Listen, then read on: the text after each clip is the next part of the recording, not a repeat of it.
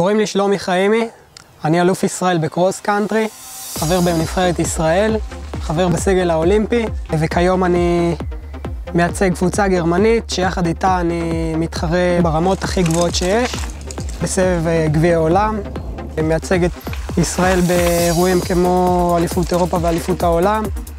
בתור רוכב שמתחרה ברמות הגבוהות ביותר, אני אוהב שכל הדברים אצלי טיפ טופ, ושאני יודע שאני רוכב על הציוד הטוב ביותר ורוכב על הטכנולוגיה הגבוהה ביותר שיש כיום.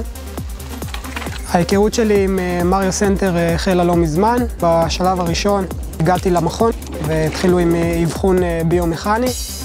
בשלב השני זה מה שאנחנו עושים פה היום. יצאנו לשטח, אנחנו עושים אבחון שהוא יותר דינמי, שבעצם הוא מתרחש בתנאי שטח, תנאים טבעיים לחלוטין, ובאמצעות מערכת מאוד משוכללת של סנסורים שמחברים לכף הרגל. הם יכולים לקבל נתונים ברמה מאוד גבוהה וברמה מאוד מדויקת, ובעקבות כך לבחון את הדברים בדקדוק. המוצר בא למזער כמה שיותר תקלות אפשריות, למנוע פציעות בעיקר במפרקים.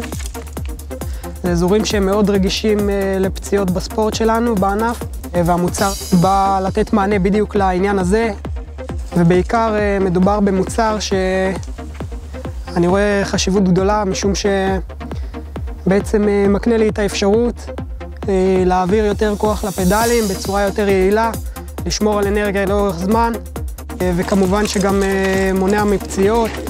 אני מאמין שזה מוצר שיכול לעזור לכל אחד, מצד אחד לפתור הרבה בעיות ומצד שני גם לייעל.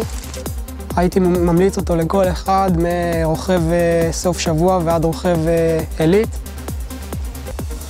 ושווה לנסות.